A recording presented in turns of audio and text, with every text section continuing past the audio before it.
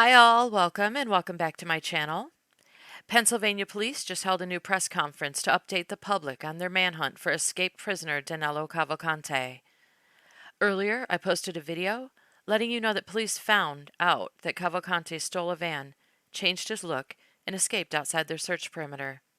Now, police say they found the stolen van that Cavalcante ditched due to a lack of fuel, and they're searching the area around where it was abandoned. They currently say they do not know where Cavalcante is, but can confirm that he went to the homes of two previous co-workers for help. They believe he's still in Pennsylvania and are asking residents in their new search area to lock their doors and stay aware of their surroundings. Here is the press conference, giving you all the current information.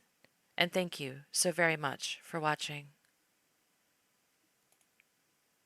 Sometime during the evening of September 9th, Cavalcante stole a 2020 Ford Transit van from an area approximately 3/4 of a mile from the perimeter we were maintaining near the Longwood Gardens property. The keys had been left in the van, and the theft was not noticed until PSP canvassed the area looking for a possible stolen vehicle after a report of a sighting of Cavalcante in the East Pikeland area. It was determined Cavalcante used the van and traveled to that area. At 9:52 p.m., he attempted to contact an individual he had known and worked with several years prior. Cavalcante spoke with the individual via a video doorbell at that residence and inquired about meeting with that individual. The individual was at dinner with his family and did not respond to meet Cavalcante. Cavalcante left that residence. The homeowner eventually returned home, reviewed his doorbell recording, and called local police. PSP received a call about this sighting and the next at 12:30 in the morning on September 10th, 20 indication that Cavalcante had been able to travel from the area of Longwood Gardens. Photos of Cavalcante were downloaded from a video doorbell and have already been provided to the media. And some of those photos are here adjacent to the podium. You will note that Cavalcante is now clean-shaven and wearing a bright green hooded sweatshirt. Investigators were also made aware of another sighting in the Phoenixville area in which Cavalcante appeared at a residence of another old work associate at 10:07 p.m. That associate was not home, but a female resident observed Cavalcante and called her friend. That friend responded to the residence and eventually placed a call to local police. Police investigated and then notified PSP. During that investigation, there was an indication of a white vehicle possibly being used by Cavalcante. An updated photo of Cavalcante was provided to state and local law enforcement at 2:30 a.m. Using the description provided, at 5:20 a.m., investigators identified a vehicle from the Longwood Gardens area which fit the description of the vehicle operated by Cavalcante. Upon contacting the vehicle owner, the owner realized their vehicle had been stolen. Further investigation revealed the keys had been left in the vehicle. Law enforcement nationwide was immediately notified of the theft, and an alert was provided to state and local law enforcement at 5:37 a.m. After an extensive search, the vehicle was discovered abandoned in a field behind a barn in East Nantmeal Township at 10:40 a.m. Investigators have been searching the area around that location since that time. We are obviously very concerned that Cavalcante has or will attempt to steal another vehicle to facilitate his escape. As a reminder, we ask for the public's help by familiarizing themselves with the updated photographs and description of Cavalcante, to check security cameras they have, and to call us immediately if they believe they may have seen him. Again, we ask residents to please secure homes, outbuildings, and vehicles.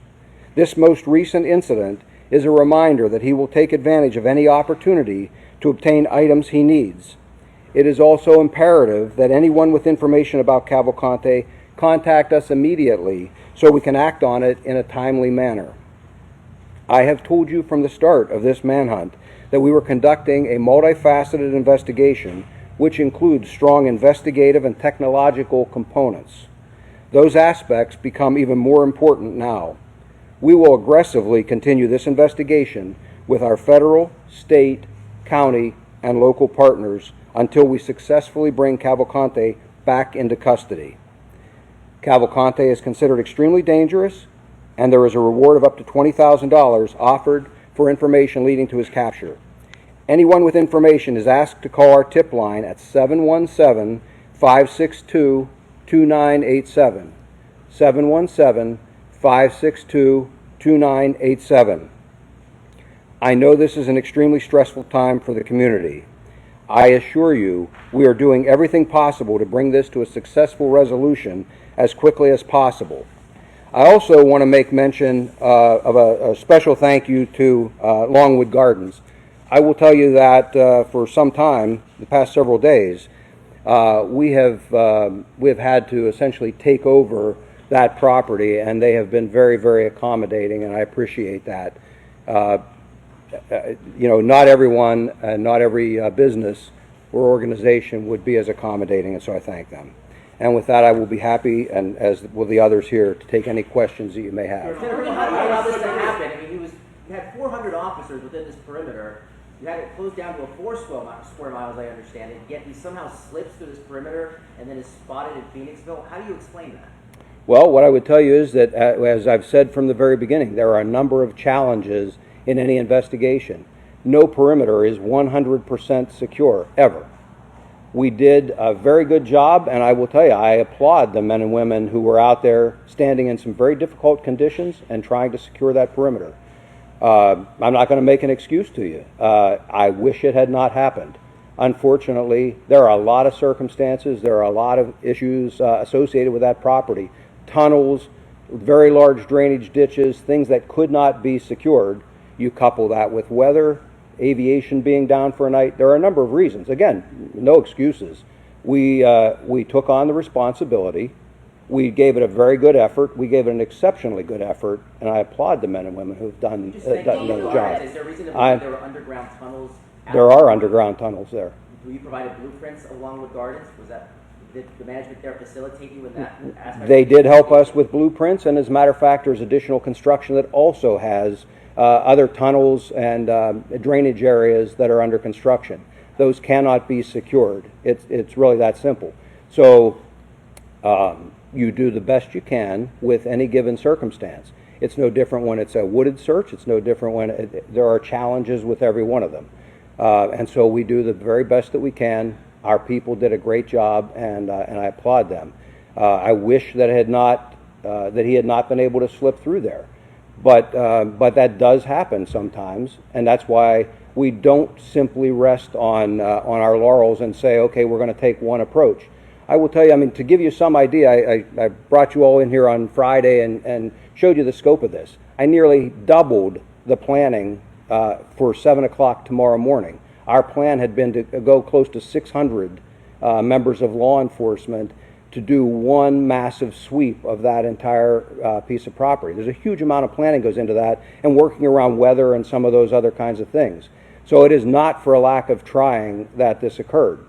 We'll fall back, as we do in any other investigation. When something doesn't go our way, we'll fall back to something else. In the end, I am confident we will capture him, and we will bring him back into the criminal justice system. So you believe that Cavalcante? I'm sorry, sir. We're hearing that his sister was arrested. The area of focus now. Where is it? Currently, we're up in a little more in the northern part of the county. I do not have a perimeter secured up there. We're searching an area around where we recovered the van, but there are a number of other pieces of information that are in play that don't require a perimeter and are the focus of our efforts at this point. What's Cavalcante's family's involvement at this point? His mom was assisting you earlier, but we're now hearing that his sister's been arrested by ICE and possibly for deportation. That is accurate. And Do you believe that he's getting cooperating? Do you believe that he's getting any assistance from those family members or anyone else in this community? As always, I'm not going to comment on what assistance he may or may not be receiving, but we take steps to try and minimize or eliminate that assistance, and that's exactly what we've done at this Where's point. the focal point of the search right now? The physical search right now is near the recovery of that van. But again, there are a number of other things in play that don't require that physical presence up there, and those are all equally or even more important at this point. Do you still believe he is in Pennsylvania and probably Chester County Have other special forces come in over the last few hours to support your efforts from other states? And then anything you tell us about the victim's family right now? I do believe that he's still in Pennsylvania. I can tell you that the victim's family remains under protection, and we assure them that they will be fully protected through all of this. And I'm sorry, what was the other part of your question? Additional support coming in from other states? Yes, as always, we adjust. I just mentioned the planning that had, obviously I couldn't disclose to you ahead of time, but the planning that was going into tomorrow's efforts. We were bringing even more resources in.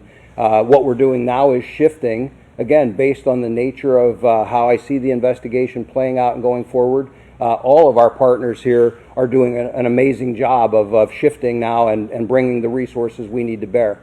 Yes, sir. Can you repeat the location of where that van was located, just so we make sure we have that right? And then also, this video or these images that you're sharing with us, what has the person who shared these images told you about what he's saying through this ring camera? What is he asking for? Does this tell you that he's now trying to get support from associates? So the first part of your question, East Nantmeal Township in Chester County. The second part, I'm not going to be specific, but yes, he is absolutely, I'll give it a general characterization, he is absolutely looking for support. He needs that support. He doesn't have it.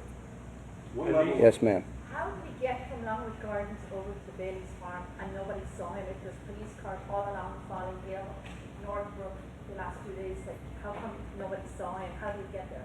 Well, ma'am, first of all, you've got darkness, you've got a variety of weather conditions, and you've got some fairly rugged terrain. And I mentioned, drainage ditches, underground tunnels, all of those kinds of things. There are a lot of factors.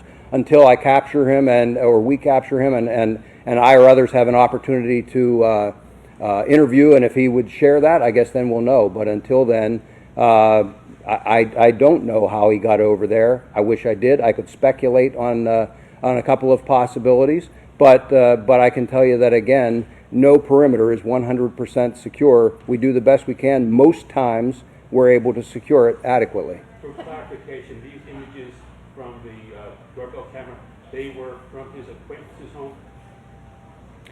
These were from, yes, it was, when I say an acquaintance, it was someone he had worked with several years ago. I'm not suggesting that they have a relationship with him now. It was someone he has worked with, but he sought out their assistance. What's your indication that he might have a weapon or anything? Is there anything from any of these videos or anything that's just an indicator? I don't have any substantive proof right now that he has a weapon, but clearly he has been in residences, businesses, and in vehicles, at least one, that I can't say what may or may not have been in any of those locations that he had access to. How much has this cost so far? How much more do you all need? How much more for this? I got to tell you, I'm not tracking the cost right now. We're doing what it takes to successfully run this investigation. In terms of what we need, I will tell you that our partners have been amazing. Anything that I've asked for, anything that they have suggested, because there's a lot of expertise standing behind me and in the room over here. Anything that has been reasonably suggested by any of us, each of us steps up and accommodates with those resources. What do you think you're going to use, though, to try to elevate this search?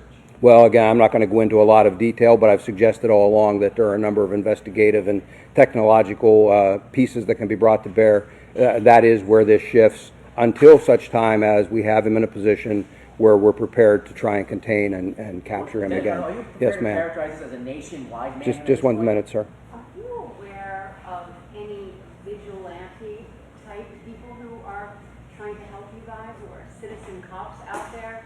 I mean, there's a YouTuber who's running around. Yes, I have heard that that's the case. How do you reconcile what the professionals are doing with what the amateurs are doing? Are they helping you in any way, or not at all? They're not helping us at all, and in fact, they become a hindrance. Again, some of the technology, some of our resources have to be diverted at times when they insert themselves into a scene. It's not helpful. I wish they wouldn't do it. I've asked that they not, but I can't stop them in some cases from doing it. Again, Yes. are you prepared to characterize this as a nationwide man now that he's broken the perimeter, had access to a vehicle, could potentially leave the state? We have always looked at the potential that it could be a nationwide manhunt. the resources that are standing here with me already make it a nationwide manhunt. The information is being shared as appropriate across the country. This morning, before we even had a full picture, the information we had was being shared with appropriate law enforcement all across the country. And so we keep our law enforcement partners apprised of the progress or the setbacks for that matter. And and we work with them as necessary. So certainly, going forward, any information that we think is appropriate or could even potentially be utilized by partners will be shared, and the agencies represented here are in a position to do that. Do you think that the officials you were getting intel about Cavalcante, those who knew him best, prison guards, prosecutors, do you think that they underestimated how resourceful he is, how resilient he is? I mean, pretty impressive so far how he's been able to get around. Do you think that was? No, I don't think anyone underestimated him. I think everyone knows that he is somebody that comes from a background where he has endured some hardship, and there's no doubt he is willing to endure some hardship now. His choice is to go to prison for the rest of his life. He chooses not to do that. Unfortunately, that is not what's going to prevail in the long run. And so he is very determined. We are even more determined. He will be held to justice, and we're going to bring him back into custody. Two quick questions. Do we know where he got the hoodie and presumably the razor to shave? Was this at the dairy farm or another break-in? The hoodie was at the dairy farm. I don't know about the razor. And then the second question is, we know that in 2021, some people in Phoenixville helped him as he was trying to escape. Is the gentleman that he tried to reach out to one of those people? I am aware of that information, and I don't want to comment any further on that right now. What is your message Yes, to ma'am. anyone who's trying to help? Chance. So August 22nd, on or about, is when he was convicted, and he might have had come in contact with people. Is there any chance, upon that conviction and the people he was talking with, that he hatched this plan to escape on a certain day? I mean, it looked like he had a little help in the prison getting out. He had that watchdog guy there. But is there any thought that he started this whole process upon the day he was convicted? Like, is there any way to tell his defense attorney, etc.? I don't know that there's a way to tell that it was that specific day. Do I think he has been trying to plot this? Yes. Do I think he took advantage of an opportunity that presented itself that other inmates told him about from a different inmate escaping that way? Yes, I think he took advantage of that opportunity. But he has any number of opportunities from the time he is convicted or even prior to have contact with his attorney, with family members, and so forth. And so at any point along the way, the plot could be hatched or the plot could be continued as it goes on. At this point, I am not in a position to say that on a specific day that's where it was hatched. Yes, ma'am. What's your message to those in the community who may be trying to assist him in this? And what kind of charges could they face? They will be prosecuted vigorously if we can prove that they assisted him. And the types of charges depends on the type of assistance. But we have the district attorney here, and I don't want to speak for her, but I'm certain that she is well prepared to prosecute anyone who assists in any way. Yes, sir. Do we know anything about where he worked in Chester County prior to the murder in 2021? He seems to know the area pretty well. And also, President Biden's sister lives in Kennett Township, where Secret Service called in at all. First, yes, we do have a lot of information on his background, and all of that factors into the overall investigation.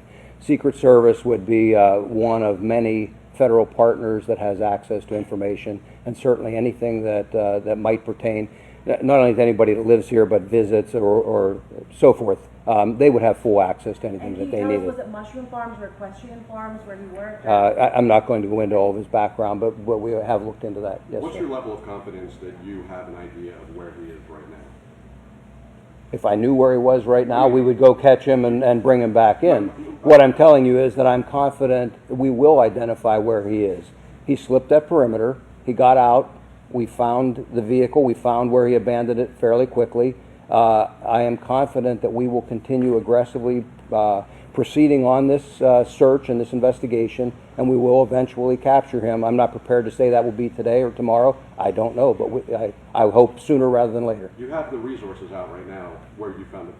Is there Absolutely. any confidence that he's in that area? Or We're still searching we'll do a thorough search and try and either capture him or eliminate that as a Just based on what possibility. you've learned the last few hours, what did you find inside the van, and why do you believe he may have ditched that dairy van? I don't have a complete counting of everything that was in the van yet. Quite frankly, I've been busy with a number of other things, but I've got some very talented people that are working on that. Some of the folks back here have been directly involved in those operations. What I would tell you is that we take all of that information and factor that in as we go forward. I would also tell you that one of the reasons that I believe he dumped that vehicle was a lack of fuel. You got any indication if there are any other reports of stolen vehicles in that area where you found that van? I do not have a report of a stolen vehicle. I anticipate that we will. Are we still at 400 people searching on the ground, or are we up in the numbers as of right now, looking for him? We're adjusting the numbers as we speak, and again, it's going to be determined by what the conditions require.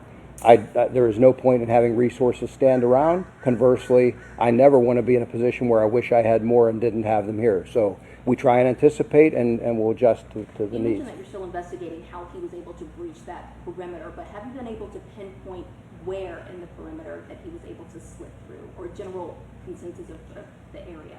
I have not been able to conclusively determine that. I have my suspicions where I believe or how I believe that happened. Could you share that? But no, because I don't know conclusively. But again, I knew where the weaknesses were, and I think perhaps one of those weaknesses came into play here. Lieutenant Colonel, at what point does another agency take over if he is in fact spotted across state lines? At that point, we certainly have all the federal partners here right now. The U.S. Marshals really takes the lead anytime you start crossing state lines, and they're here. They're a huge partner in all of this. We work hand in hand, not only when we're doing these kinds of investigations. We have people assigned to their offices that are deputized right along with their deputy marshals, and that work with them every day of the year. So this will be seamless if it ever does transition across the state line. Right now, there's no indication that that's the case, but if it does, it won't change the investigation much at all. It simply, we would also then simply transition in another state police agency or whoever the lead investigative entity is in that state. Senator, what's your message though to the community? I mean, they've been watching you guys chase this guy now. This is day 11. A lot of scrutiny coming towards your agency that you let him slip through this perimeter. What do you say to the people that are losing faith in not only the... Oh, I don't know that people are losing faith. I will tell you that I think people realize we have given this a 100% effort. And as I said earlier, I'm proud of the effort that our people have put forth. I'll take responsibility for it. I lead this effort with them, and I'm proud to do it. I appreciate the support we've gotten from the community. I think the community recognizes that in any kind of a major operation like this, there are simply times things don't go the way you plan.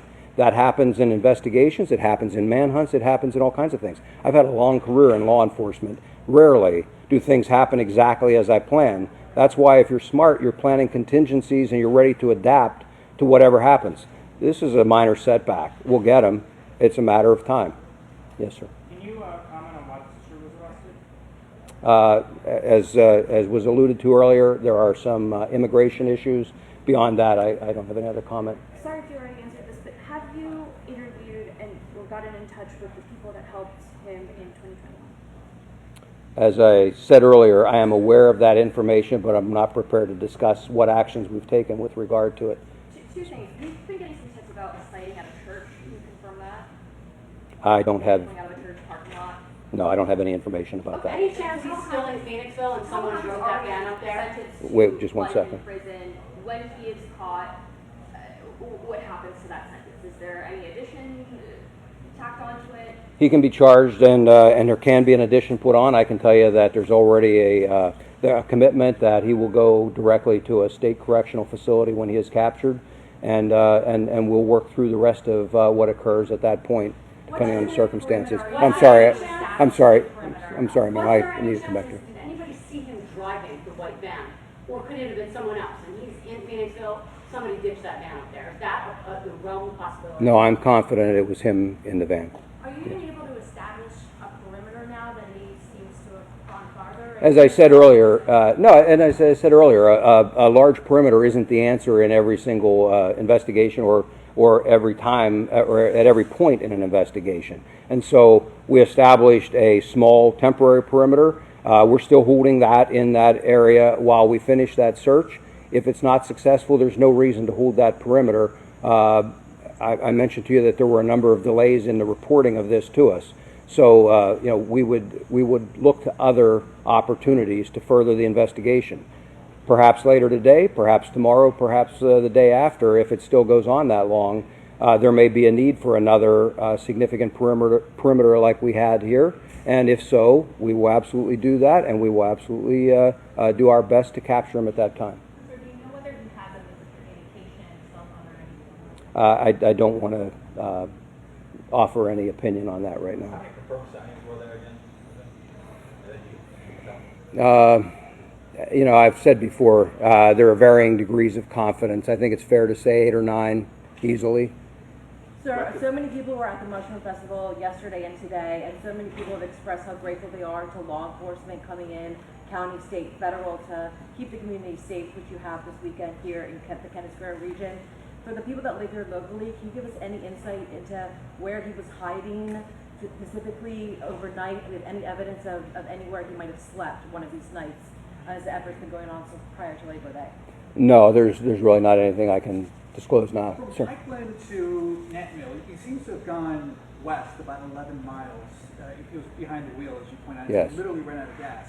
So as you try to kind of make up for any ground lost, where do you think he was going if he was going west? Well, again, I think he's looking for assistance, and I think he had a reason to do that. Where would be his next stop? Have you not? Well, I'm not going to go any further than that, but I think that that's a strong motivator for someone if they're looking for Quick assistance. question about Yes. the church that was at Bonnie Bray Road. There were people who said they saw a white van and another car pull out. Have you been able to investigate that? We have investigated Bonnie Bray. It just wasn't. I didn't realize that's the church. If you're talking about that, there was an incident at Bonnie Bray, So but is that a confirmed or yes, credible sighting? yes. It didn't involve. At least the aspect that I saw did not involve the church. Was there another car involved with that?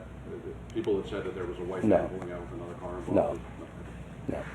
Prior to him going to Phoenixville, was there any law enforcement stationed over by his sister's house before this all happened? I'm not going to talk about where we have assets at this point, but I think it's very reasonable to think that law enforcement assets were, given the number of people we had assigned to this, very reasonable to think that there were law enforcement assets anywhere that it would have been appropriate to do so. Yes, Can you sir. touch on any of the specific challenges law enforcement is going to be dealing with Cavalcante's potential access to the vehicle? Well, I mean, certainly he is a very determined individual, and so one of the challenges that we face is if people don't heed our advice, and as we had here, a vehicle unlocked with keys in it, that makes our job more difficult, and it makes it much easier for him to succeed in various aspects of his escape efforts. And so, I go back to, we want to make this as difficult as possible for him. We ask for cooperation in trying to do that. Do you There's regret, video do you associated. regret shortening the perimeter at that time at all? No, it was absolutely the right thing to do. We can strengthen it as we bring it in. It wasn't a matter of him being outside of the perimeter. He was in there. We had sightings once we had it in there and had the perimeter strengthened. It was simply a matter of you can't guarantee 100% of the time that you can contain somebody with a perimeter of that size even. So there's video of him and audio of this interaction here that we're looking at, the stills of. Yes. But you're not releasing it. Not at this time, no. Does he have any Release it eventually. I don't know. That'll be to be determined as we go forward. What we wanted to do was let the public know, really the important thing here was to let the public know what his appearance is right now, and so we took some of the best stills out of that video. The rest of it is not necessarily so important. This is what matters But I asked in you at the terms. command center the other day, why not just be fully transparent about everything that Oh, I think we've been exceptionally transparent through this investigation, and at some point perhaps I will release the video. This has been a fluid investigation. Most of the people in here probably haven't slept an hour in the last 24 hours, and so my focus isn't on how can I maximize the content that I can push out. It's how do I maximize the content that is necessary to effectively move this investigation forward, and that's what we're trying to do with these. We'll make decisions on the video. There's nothing to hide with the video. It's just it takes more effort and things away from the other investigative steps that we're taking, and so for right now, we hurried up and got some stills ready so that we could release those. Does he have any cartel or human trafficking gang affiliations, or are you confident to say this is a lone fugitive? He has had gang affiliations in the past. I wouldn't speculate as to what he's got right now. Does Mexico become a possibility again, sir? Oh, we've never discounted that, and not just Mexico, we've never discounted that any international escape effort shouldn't be considered. Those are always things that have been taken into account right from the very start. Again, when I talked about having contingency planning, we're trying to make sure that that can't happen. Is it overstating it to say that you don't know where he is right now? Generally, specifically, that he's... No. Do I know a specific spot where he is right now? No. Do I think generally I have an idea where he is? Probably, but not specifically enough that I could say let's put a hard perimeter up right now. Okay. That general area is East End. Yes. So when he was sentenced to prison, why was he not deported back to his own country? Why was a legal immigrant going to be put into jail here and we're going to pay for him to be there for the rest of his life? Well, ma'am, that's not a decision that I have any input or anything else about. I can just tell you that those decisions are made by judges and others in the judicial system. Do you still have the same order, forgive me for not phrasing it correctly, but the order to shoot on site for your troopers? I have still left that order stand that that deadly force is authorized if he is not actively surrendering. And Yes. for those agencies that are under the Department of Justice umbrella, They have their own use of force rules. and what are they in this situation? I would let them speak for themselves about that. Can you comment on where exactly you believe he shaved in an effort to change his appearance to avoid capture? No, I really can't offer an opinion on where he shaved. You're kind of close to an area with some Amish communities. Have authorities been in touch with them? We have relied on our partners in local government, at county government levels, through the emergency management folks. We're trying to do our very best, as appropriate, to get information out to each of those communities. Certainly, if we thought there was a specific threat in the Amish community, we would directly focus our efforts there, but we're trying to keep everyone as informed as is reasonable. Yes, sir. And how are you doing? How's morale with everybody? You know, morale is good. There are people have heard me say this in the command post since the very beginning. I've done this many times. Not always to this size and extent, but we've done these so many times. It's a roller coaster. There are ups and downs. There always are, and all of a sudden, it'll be resolved, and there he is. The important thing is, hopefully we don't get anyone in the community hurt, and we don't get any of our people hurt, and we bring this to a successful conclusion. It'll happen. Just wanted one more point of clarification about the dairy farm. Yes. You were saying police were still in the van, the family was inside working, but they didn't notice their van had... No, the family wasn't inside working. They were sleeping. It was overnight.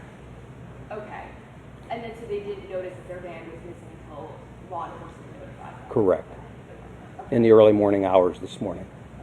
Okay. All right. Again, I thank you all.